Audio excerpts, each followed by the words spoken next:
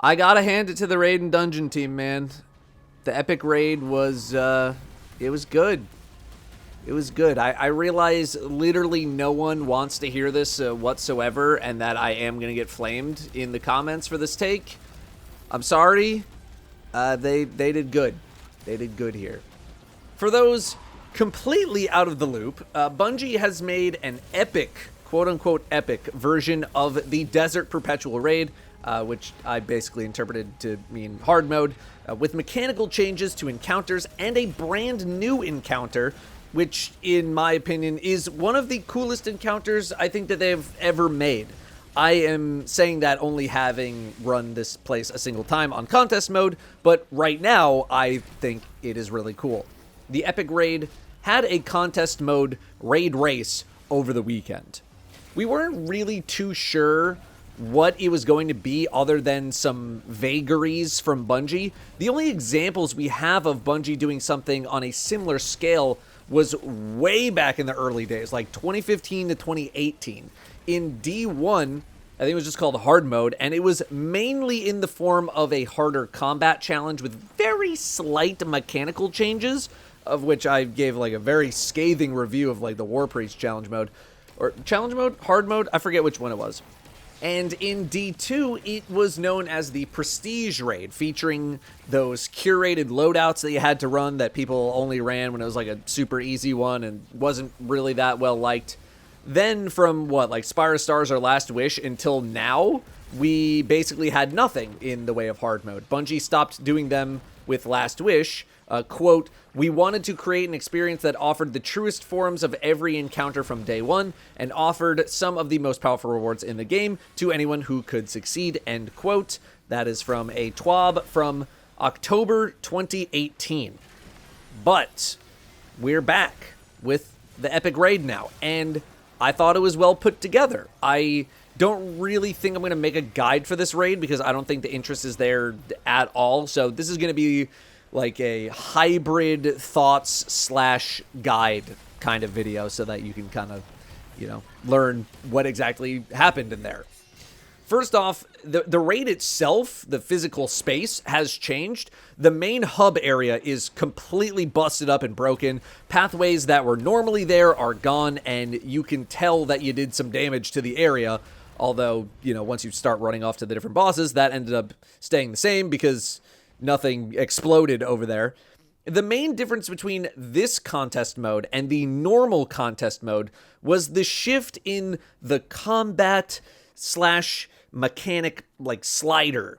In normal contest, the combat challenge was dialed up intensely with severely brutal boss damage checks that required everyone to squeeze every ounce of damage out of their loadout with swaps and this and that and whatever else you had to do. In Epic Contest, the mechanical difficulty was the bigger factor, as every fight had a new mechanic introduced, sometimes two, that impacted how the fight was completed, while the damage checks were not nearly as brutal. And the fights in this place are already somewhat mechanically dense, so adding another layer on top of that, well, I was surprised, but in a good way. But as long as you had a good loadout and you could use it well, that was fine for boss damage. You couldn't roll up with some garbage, you gotta be somewhat up to date, you gotta have good stuff, but you didn't have to feel like you were trying to eke out every single point of damage, otherwise you were gonna wipe or something. And we'll talk about not swap towards the end of the video. The Hydra's main change was that there are now two sets of eyes, one in the side room and then one outside of that side room. The person in the room now sees two eyes lit up that need to be communicated to another person outside who needs to shoot both of those eyes while standing in the rotating spotlight of the boss, while also debuffed with the temporality thing.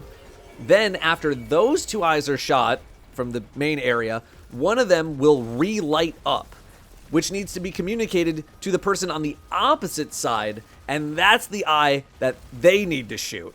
And then the other team does the opposite for the other people.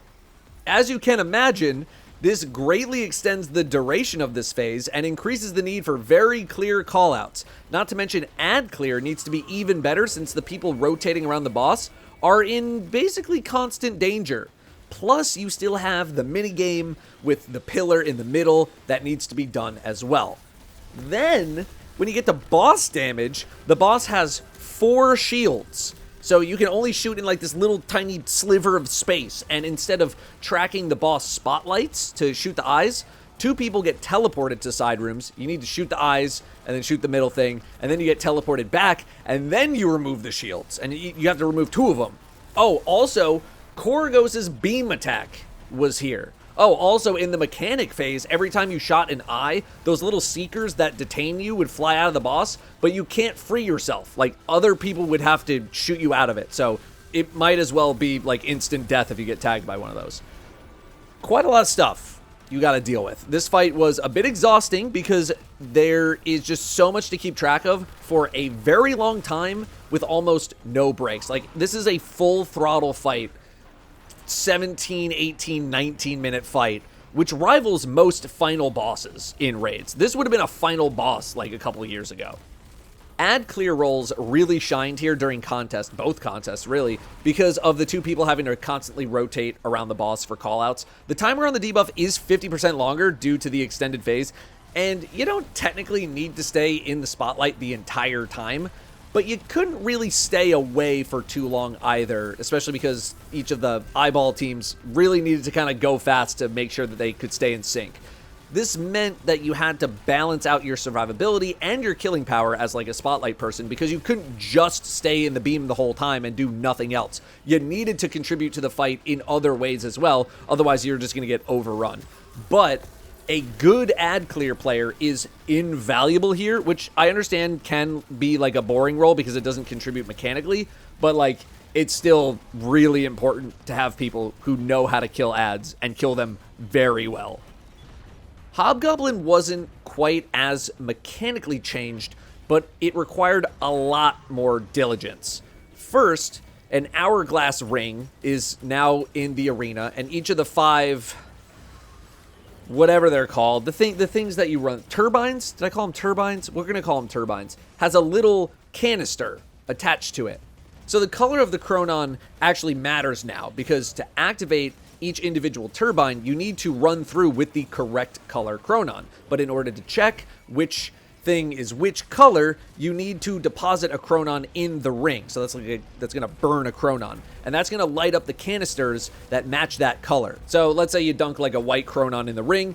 Either 1 or 2 of the turbine canisters are going to light up white. So you need a white chronon to activate that turbine. Then you test with another, and then you can deduce the final ones from there, because it's going to be 2, 2, and 1. Then you need to remember all that information the whole time, or, you know, like type it out in the chat if you can type it. Then each of the portals that the minotaurs spawn from now tell you which color they're going to drop. But if you need something different to spawn, like let's say you need 1 white, but all of them are red and blue, you need to pick up a chronon and then dunk it in the ring to change the colors that the minotaurs can drop, because every time you put it in the ring, everything changes. But you can only spawn minotaurs after a hydra kill, which is not a new mechanic, so you can see how this can get very messy very quickly. Oh, also, those stupid seekers from hydra, they are here as well. Every time you do something with a chronon, they spawn in. Actually, that's wrong. The mechanics of the boss you killed, or bosses you killed prior to this boss, or whichever boss you're fighting, are gonna appear in that fight, right? So like, let's say you did wyvern first. If you go to either of the bosses, you now have diastole jump pulses to deal with in those encounters. Oh, and it doesn't launch you into the air anymore, it suspends you. I love that the order in which you kill the bosses can play a factor in your entire raid run. Although it does feel like my team took one of the easier routes, because dealing with diastole for that long just kind of sucks. But conceptually, that's really cool how the boss you kill will impact the future bosses that you fight. I think that's awesome. There's a bunch of extra micromanagement to deal with now that you didn't have to care about before, although I do wish the plate people got a little more involved, because I just feel like I'm on ad clear a lot of the time if it's not my turn to run the turbines. But then like ad clear isn't even really that much fun, because you got to hide every 8 seconds, so you're just having to play super scared a lot of the time. Although I was using an SMG, so like my range was really bad. The rest of the fight is the same, but this fight already had a decent amount of stuff going on, so I was wondering where they were going to cram something here, and cram it they did. Boss damage is a little bit different as well. The boss teleports down to the ground for a little bit, and then teleports up to the higher platforms, and then just stays up there on the high ground for the rest of the phase, teleporting between the 3 open plates. My loadout on this fight was the new exotic rocket pulse, an SMG, and retrofit escapade from season 19. I had to leave the raid to go recraft a retrofit escapade with 4th times target lock. It makes no sense when I say it. It got the job done, and other people were running this as well. Oh, also, this boss has a final stand now where you got to go kill 3 clones, but you can only shoot the clone if you have the corresponding temporality, so you got to buff up with another person, and then everybody splits up, and then you kill your clones, and then you come back to the boss for like a pretty tight damage check. That being said, I hated the fact that the clones are set to like 1% HP because it makes it seem like they aren't going to be that hard to kill. They took so much more damage to kill than I originally thought that they were going to need. So that was like a little annoying on that, like when we were first learning how much we really needed to do. Moving to Wyvern, I'll be honest, I got the easy job here, and I think Bungie made the Minotaur / ring / hourglass sand mechanic better in this fight because it is just way more consistent than the normal mode. But as far as I can tell, the platforming stuff has been made way more complicated. I didn't do this, so I'm going to speak very generally. I didn't do this mechanic at all. Instead of now just shooting bottom, middle, top as a group, you need to shoot a specific box on a specific tower based on the specific buff that you have and based on the color of the Chronons and their positioning as well, because now 3 Chronons spawn in those canisters at the bottom where all the platforming is happening. And then every set of platforms after that, all of that information that I just said gets swapped around between everybody, and you need to reorient yourself and do it 2 more times. Sorry, not everybody, but like the people doing the platforming stuff. My team eventually got their own rhythm with that. I was on Minotaur duty, so I can actually explain that part, but like the platforming stuff, I still need to learn what the hell they were doing, because there was a lot of swapping and colors and things changing around and shooting top, middle, bottom, and all that kind of stuff. So first off, the ring is now spinning. It spins, so like have fun with that. Next, there are 3 Vex plates, like in Korugos, that will show the color of the ring. Those are the only Chronons that will be accepted. Then you hit another Vex plate to see the next color, and then you'll know the final color, process of elimination. So let's say you step on the Vex plate, and then the ring is blue. And then you deposit blue. And then you step on a Vex thing again, and you get the buff, and it's red. And then it's white. It's different every time, but let's, just say for now, blue, red, white. That is the order the Chronons can be dunked in the ring. And it'll change after you dunk after like a few seconds.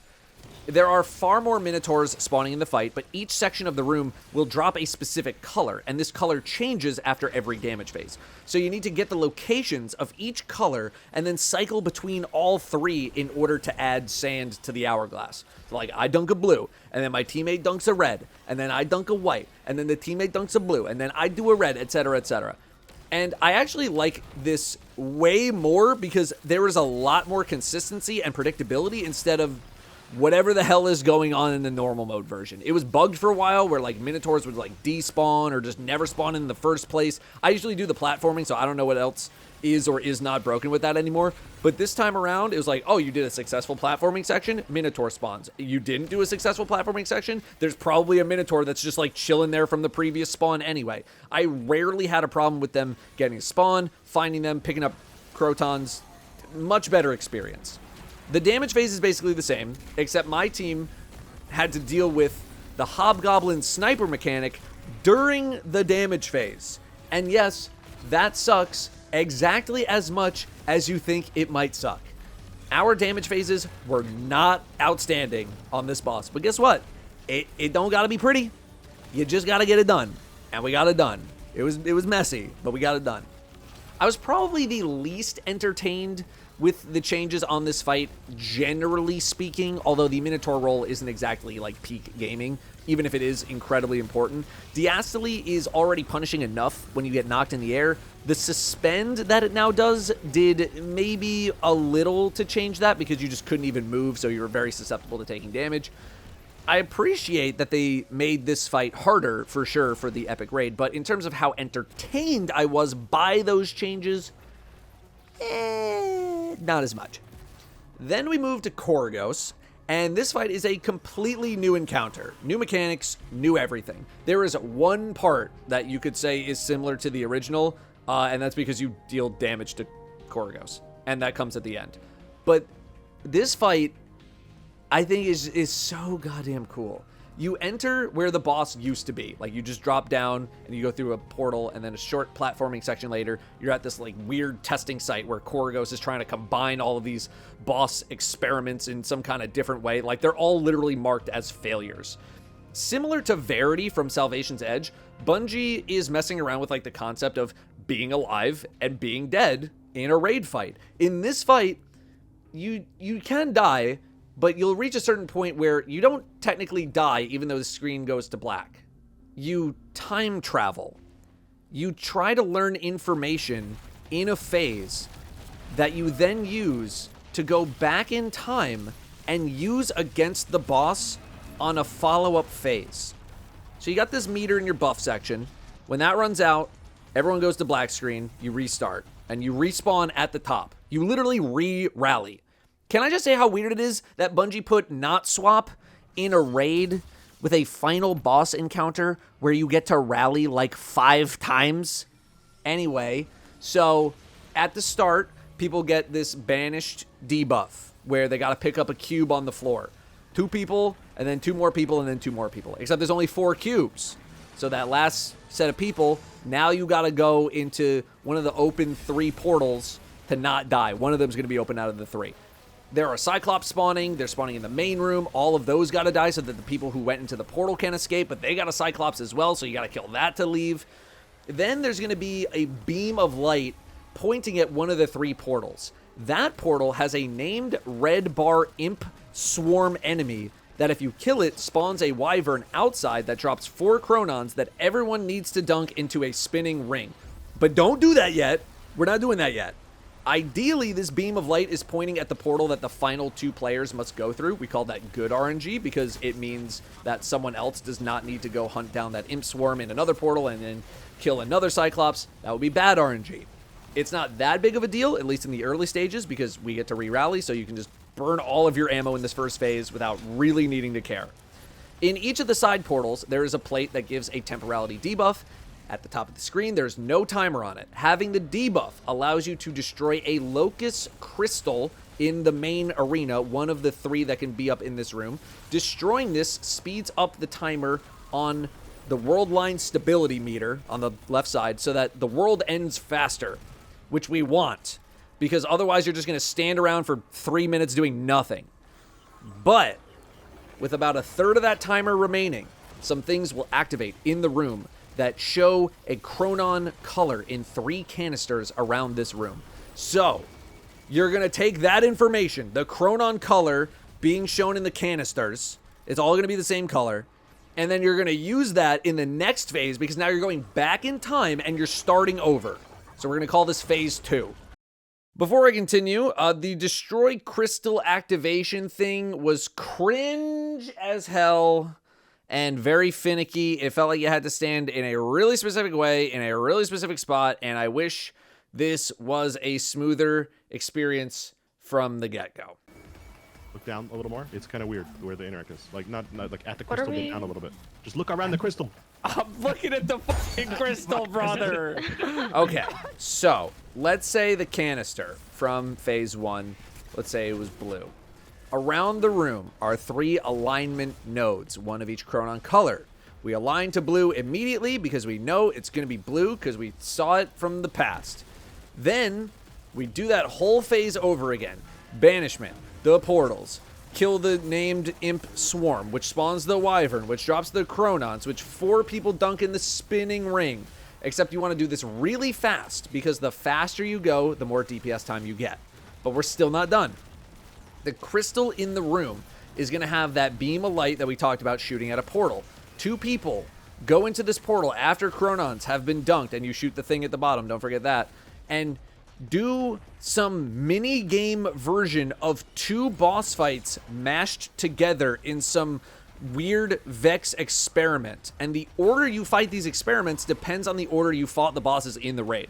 We did Hydra first, so we had this weird Hydra stand in the spotlight, hobgoblin, activate the right portal thing going on, where the spotlight person grabs the temporality and then tells the not spotlight person which nodes are safe, and then you activate those nodes, which lets you shoot the shield off the boss, and then you gotta kill the boss in that room, which doesn't really have that much health. Then you leave, and the temporality person destroys a crystal, but then you also need to shoot the crystal to truly break it, because it just is more like a vulnerability thing. And that's what starts a damage phase, which lasts until that meter runs out. So burst, burst, burst, high DPS stuff. Then you restart again, aka you go into phase 3. I hope you looked at the canisters around the room during the damage phase, by the way, because that's the new alignment that you need to activate. Also, during this damage phase, you're going to have one of the 3 main boss mechanics active, like the sniper or the diastole, on top of 3 Korugos laser beams, all shooting you. So I really hope you brought a well. The third phase is the same as the second phase, except you have a buff that essentially says you are now able to shoot this boss in the big room. And whoever gets the killing blow gets a temporality debuff, which allows you to destroy a crystal. And then you shoot that crystal as well. I know last time, like, it actually activated the boss damage phase. Just you have to do it. You just do it. The rest of the phase is the same, except now you have a different mini-boss encounter to do, which for us was the hobgoblin, but we had to shoot eyes on the wall while dodging the sniper beam. So you pop out, and then you DPS, and then you restart. We're at phase 4 now, aka the ranged damage phase. Switch loadouts to something with some range and good total damage, because this damage phase lasts an incredibly long time. Okay, so now you break 2 crystals at the start instead of 1. Remember, that's from killing the bosses. Everything else is the same. You do the final mini-boss encounter, which was way more annoying to do because you had to do the cubes 3 times, but the cubes also spawn the Seekers that trap you, and the ads hurt really bad, and if you mess up, you spawn triple Seekers, and the boss is shooting you. We had 4 people total enter this room to just babysit, because if one thing fell out of place, it was over, and we're like 10 minutes in or 15 minutes in. I don't know. We're a really long time in, and you don't want to die here because it sucks. Okay, so you did all that. Good.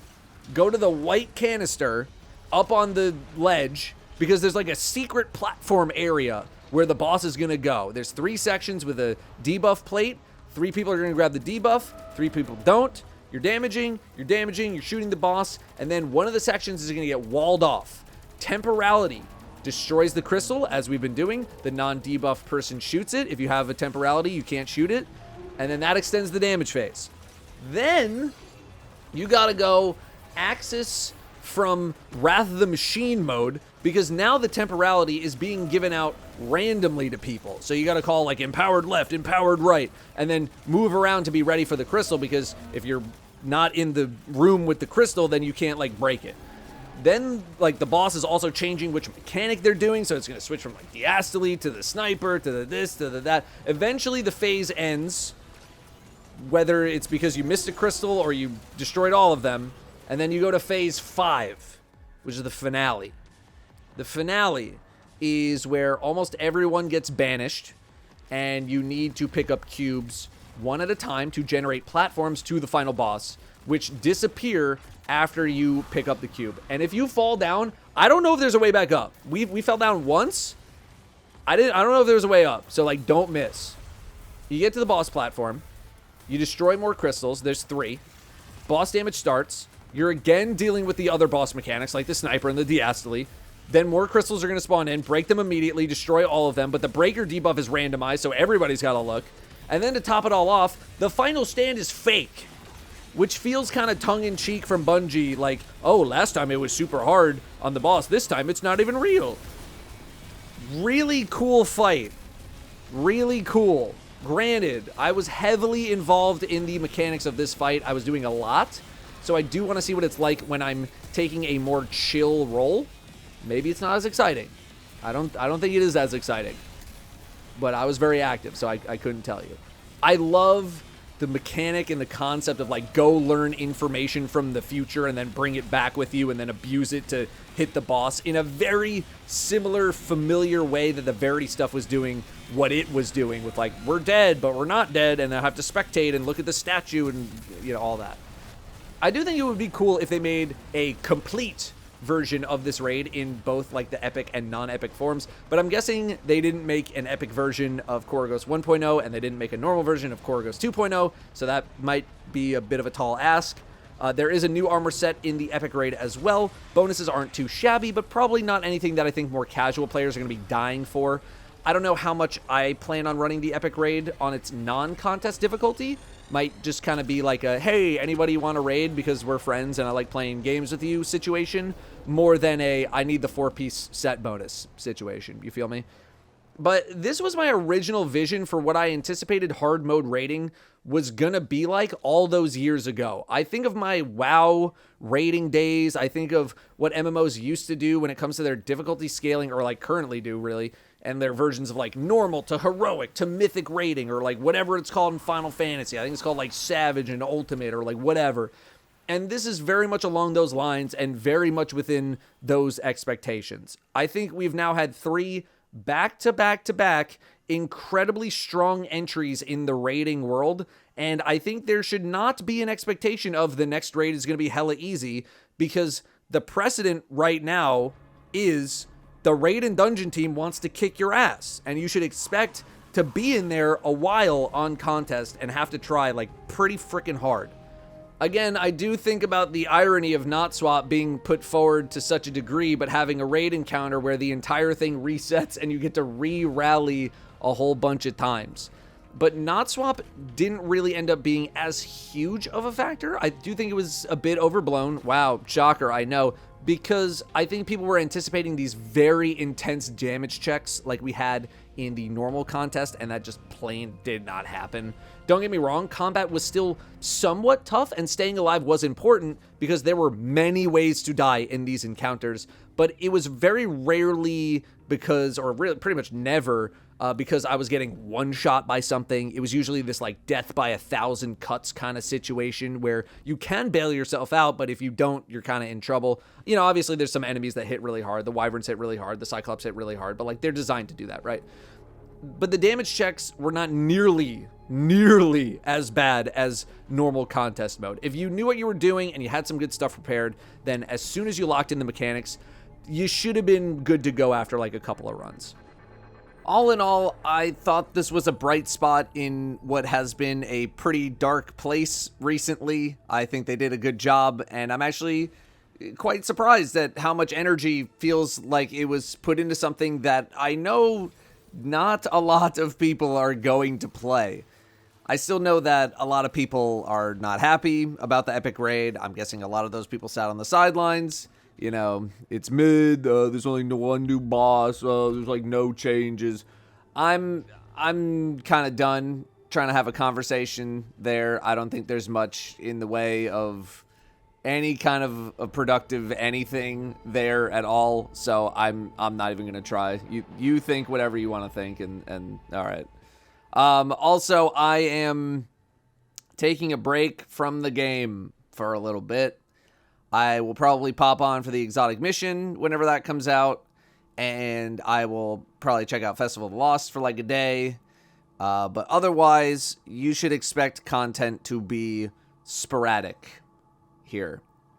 I just can't, and I'm sorry. I can't right now. I just can't. Thanks for watching. I'll see you next time. Probably anyway.